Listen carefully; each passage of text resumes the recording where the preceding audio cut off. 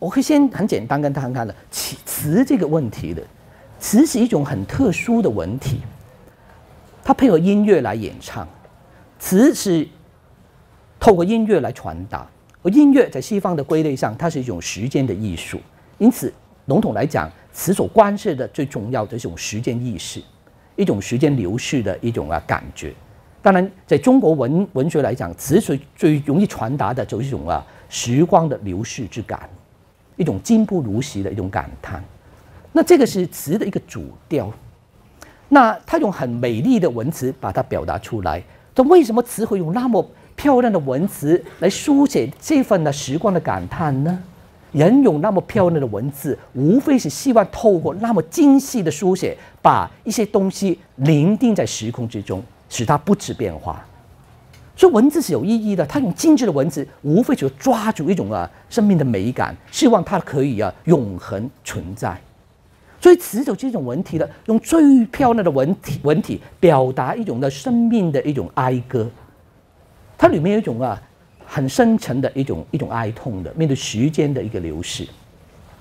那在宋代，我们说了，宋代为什么有这样的一种感叹呢？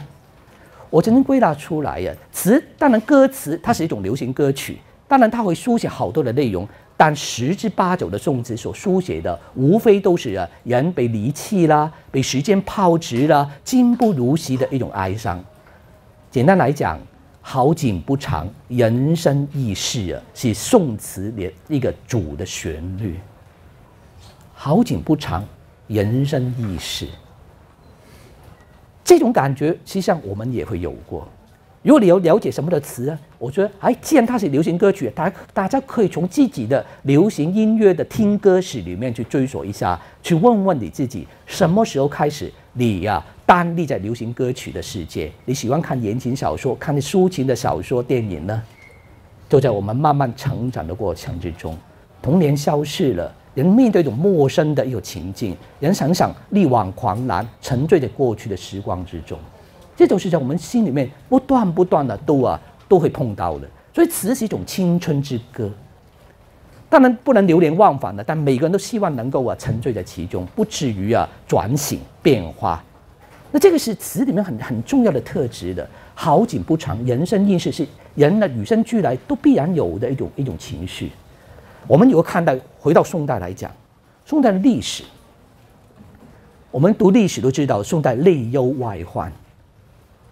财政不富，庸员过多，然后呢战争频仍，还有一个很弱的一个国度。但是为什么宋词成为它的一个代表文学？事实上，我们会从里面会发现一些消息的。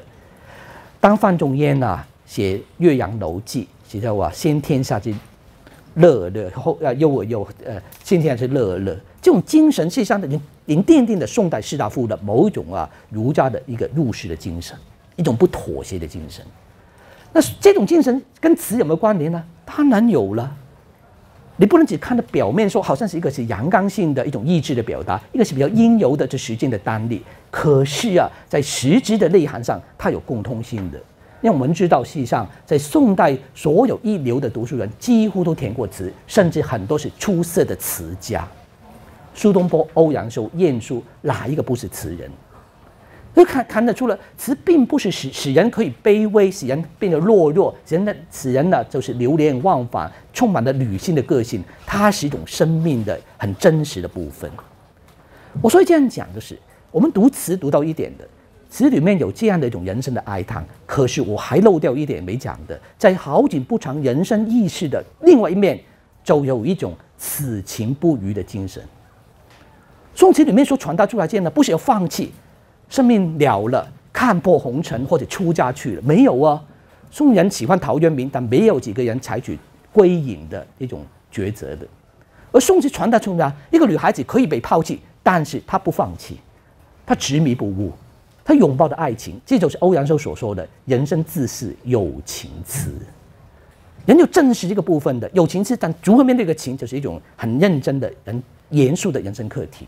所以宋人所呈现出来的就是这样的精神，此情不渝。所以我们读到宋词里面，我们看到每个人呢，很多都是用女孩子的身份呈现出来。可是你看到他们什么样啊？春去秋来，自己逐渐老去了，可是他还依旧相信，终有一天等到那个他，终有一天那个情感是可以复合的。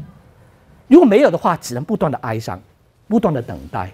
李清照不是说吗？对对，一种相思，两处闲愁。纵然是这样的，可是说此情无计可消除，消除不了的就要认真面对。那这种精神就是宋词所呈现出来的，一方面是负面的，但一方面也有它积极的一面，有此情不渝。这种精神跟宋代的精神何尝不是同调的？宋词所呈现出来，阴柔之中有一种韧性。我的老师说的一种韧性。从这个国家看得出来的，宋朝300多年的历史，在整个中国历史里面，仅次于汉代，是最长久的朝代。可是那么卑弱的国家，为什么能够撑那么久啊？就是里面有一种精神，这个精神从文学、从哲学、从文化里面，通通都透露了这种共通性出来的。我们很少会注意到这一点，所以啊，宋人多情，事实上从里面看得出，他不会舍弃生命，很认真面对人生的苦难的那一种表现。那东坡走在这里面一个巨人，他认真的去面对他的生命，因此透过诗、透过词、透过文、透过赋，在他面对不同的情感之中，做一番思考、一番挣扎、一番提升。因此呢，我们看得出里面的个人跟时代的关联性。所以读东坡词，我们不只知道说词的文体好美，词的文体的单一性而已。我们看到是一个个人的生命状态，一种时代精神。东坡就是一个代表。东坡填词，他所以填词有另外一个政治的因素的，尤其乌台诗案以后，因为我们谈到东坡有在这生命里面碰到一个很棘手的事情，所谓的乌台诗案，因为诗。因为文他惹祸了，那新党的人呢罗织罪名，把东坡呢很多诗文把它组合起来，你看得出了东坡呢很受人的注意，所以他一首诗一首词一篇文呢，通通都被人收罗殆尽。当他被治罪的时候，大家都拿起来贯穿起来，把东坡呢认为是一个呢十恶不赦的一个大罪人。但事实上，东坡写诗填词啊，你说他没有批评吗？他当然有的，他对新政有些部分他是不以为然的。而东坡年轻的时候啊，年轻好胜，难免呢好像一个菱角一样的，容易呢锐利伤人而不自知。这是他生命之中必须有历练的一个过程。所以年轻人嘛，对对，很多时候都是口不择言。有的时候也是也不是有恶意的，其实把他所看到的事情陈述出来。但是那些新政的人认为东坡都是阻扰他们推行新政，是一个很大的障碍，因此就把他治罪了。也因为这样的缘故，东坡填词有另外的目的的。当然，诗文会被监控，但词呢，因为从宋代以来，因为词就是一种小道墨迹，因此得到的关注就没那么多了。人以为这一种娱乐文学而已，因此呢都不大加留意，而因此在东坡的被网罗罪状的过程中呢，词就可以逃于一劫了。而东坡有意无意为什么在黄州时期他大力填作词篇，他转移了一种文体来写作，但没想到就因为这样的一个转移，使得他的词在黄州时期有一个新的进展了，因为他全力为之。除了填词就写小赋、小品文嘛，这都无关政治大事的，因此就可以免除政治的干扰了。要从词里面去寻找一些有关于家国之事，那是不容易的，词不做正面的处理的。纵然后面到了辛稼轩，我们说辛稼轩是个爱国词人，怎么爱国呢？事实上，我们很难从他词里面会看得出他正面对政治的做诸多的陈述的，词不负担这个。所以中国人写文体有他们的基本的一个要求的，写乐府诗可以做政治做批判去反映，因为乐府就是一个民间歌谣，可以收罗给在政者做政治的参考的。因此，你可以透过乐府诗里面会表达出一个不公不义的社会，那是人人都可以接受的。但词只是一个小调歌词，它就不负担这个成分了。那这个是我们看东坡词里面看到这个部分。可是啊，就因为东坡啊生前身后都备受这些新党的人的一个质疑、拷问、治罪。后来他的书籍在他死后也被查禁了，一直等到南宋初年，那他才破得平反。